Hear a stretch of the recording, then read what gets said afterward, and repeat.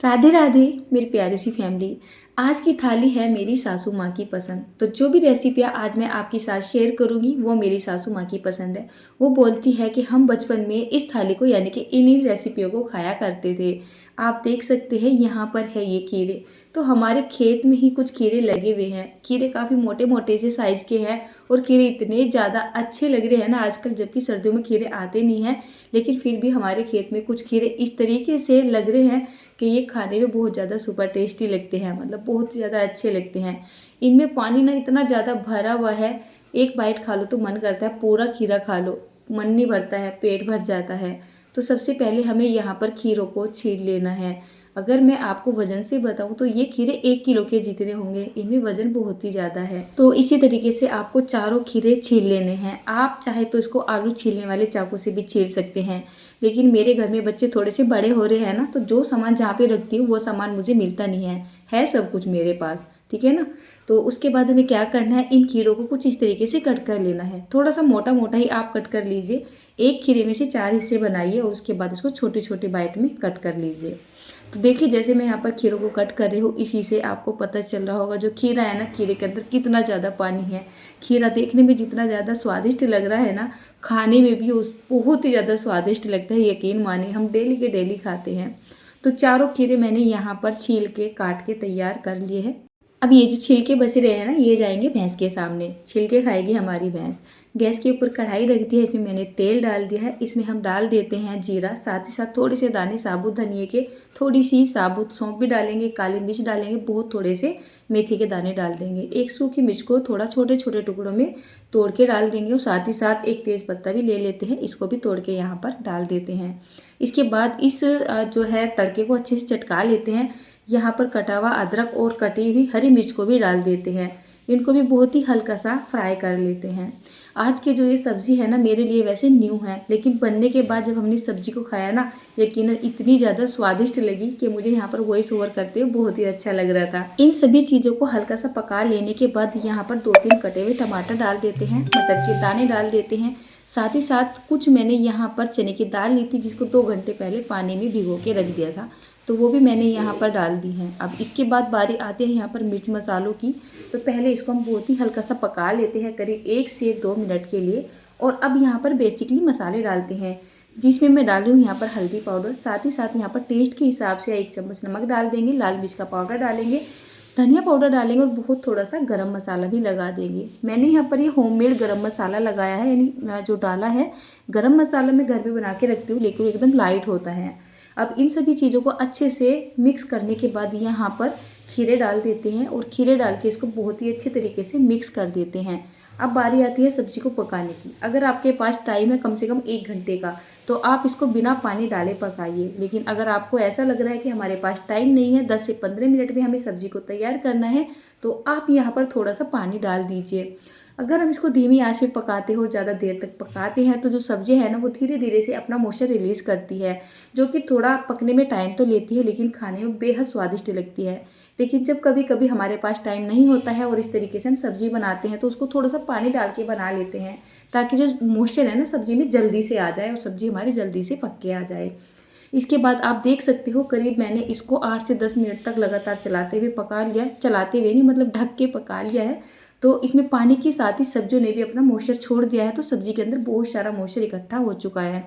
अब हम क्या करेंगे, गैस की फ्लेम को मीडियम टू लो के बीच में कर देते हैं। इसको वापस से कवर कर देते हैं और इसको फिर से पकने देते हैं। तो मुझे तो कम से कम आधा घंटे का टाइम था। 10-15 मिनट तक मैंने पानी जो डाला था ना सब्जी में, तो 10-15 मिनट तक तो मैंने गैस का फ्लेम मीडियम टू हाई के बीच में रखा। और उसके बाद जब मुझे ऐसा लगा मेरे पास काफ़ी टाइम है, तो फिर मैंने गैस की फ्लेम को लो और मीडियम के बीच में रख के इसको पकाया है। अब मैं चल चुकी हूँ ऊपर। आज मैं बना रही हूँ काले गेहूँ के आटे की रोटी, जिसको बोला जाता है ब्लैक व्हीट फ्लोर।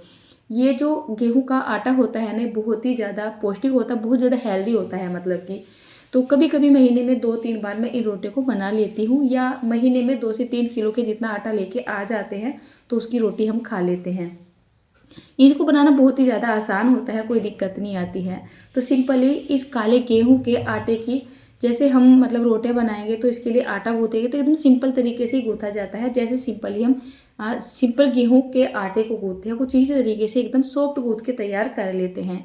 इसको मैं पानी के हाथ की बनाऊंगी। अगर मैं गैस के ऊपर बनाती हूँ, मतलब गैस पे बनाती हूँ, तो आटा लगा के बनाती हूँ, पलोथन लगा के।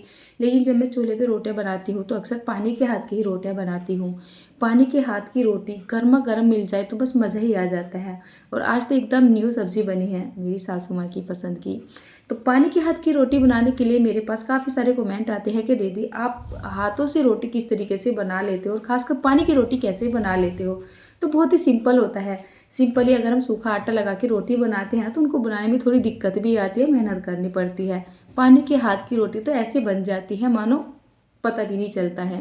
तो देखिए फटाफट से ये सिकती जा रही है और फटाफट से बनती जा रही है। पानी के हाथ की रोटियाँ थोड़ी सी मोटी बनाई जाती है। इनके ऊपर जब घी लगा के खाया जाता है ना तो खाने वाले को मज़ा ही आ जाता है। ब्लैक व्हीट फ्लोर यानी काले गेहूं के आटे की रोटियाँ भी थोड़ी सांवली होती है। इनका रंग देखने में कुछ ऐसा होता है मानो ये बाजरे की रोटियां हो। इसीलिए मैं इनको चूल्हे में सेक रही हूँ। इनको थोड़ा सा मोटा बना रही हूँ और पानी के हाथ से बना रही हूँ और सोच रही हूँ खाने वाले साथ के साथ बैठ जाए तो मज़े ही आ जाए। लेकिन घर में सबके अपने अपने इतने काम है ना कि कुछ दिनों से कुछ ऐसा चल रहा है कि साथ में नहीं बैठ पा रहे हैं। कभी कोई नहीं आता है, कभी कोई नहीं आता है। चलिए कोई बात नहीं, तो चलता रहता है, अपना काम भी ज़्यादा ज़रूरी होता है ना। तो देखिए मिट्टी के चूल्हे पे जब रोटियां बनाई जाती है ना तो बनाते हुए भी मन लगता है और खाते हुए भी मन लगता है। और रोटियां ना पौष्टिक बनती है। सिंपली हम गांव में रहते हैं और गांव में रहने के बाद भी हमें गैस पे रोटियां बनानी पड़ती है क्योंकि मजबूरी है। सर्दियों में मिट्टी का चूल्हा चला लेती हूँ तो क्या होता है ना, मतलब हमें खाना अच्छा मिल जाता है। तो देखिए जब तक मैंने ऊपर छत पे रोटियां बनाई ना तो नीचे मैंने ये सब्जी को छोड़ के गई थी तो ये सब्जी बिल्कुल बन के तैयार हो चुकी थी। 15-20 मिनट लगे थे मुझे ऊपर। यहाँ पर सब्जी का सारा मॉइस्चर भी खत्म हो चुका था, दाल वगैरह अच्छे से गल चुकी थी, खीरे भी अच्छे से गल रहे थे। तो हरा धनिया डाल के मैंने इसको फाइनल टच दे दिया था। तो यहाँ पर ये हमारी खीरे की बहुत ही ज़्यादा स्वादिष्ट सब्जी बनकर तैयार हो चुकी थी। सासू माँ बहुत बार बोलती थी कि खीरे की सब्ज़ी बना ले, खीरे की सब्ज़ी बना ले। और मैं ये सोचती थी खीरे की कोई सब्ज़ी बनती है क्या, पता नहीं खाने में कैसी लगती होगी। कल मम्मी ने बोला शाम के टाइम में कि खीरे लेके जा, खेत में से आए थे कि इसकी सब्ज़ी कल बनानी है दोपहर में। तो मैंने सोचा चलिए बना लेती हूँ। घर में बड़ी बहन आई हुई थी ना तो उसने बोला रेसिपी मैं बताती हूँ, फटाफट से तो इसको बना डाल। तो पसंद मम्मी की थी, रेसिपी दी मेरी बड़ी बहन की थी और बनाने वाली मैं थी। तो मेरे घर में चावल के बिना कोई भी सब्जी का टेस्ट पता ही नहीं चलता है। तो मैंने यहाँ पर थोड़े से चावल रखे, अपनी सब्जी रखी, साथ के साथ यहाँ पर रखी है अपनी जो है काले गेहूं की रोटी। इसके ऊपर थोड़ा सा घी लगा दिया है। अब थाली में मीठा ना जाए तो मज़ा नहीं आता है। मैंने यहाँ पर थोड़ा सा सूजी का हलवा रख दिया है, सुबह नाश्ते में बनाया था। उसके बाद अपना नींबू का, गाजर का, अदरक का, मतलब ये मिक्स अचार आना तो बनता ही है। तो तैयार है हमारी सुपर टेस्टी शुद्ध सात्विक थाली।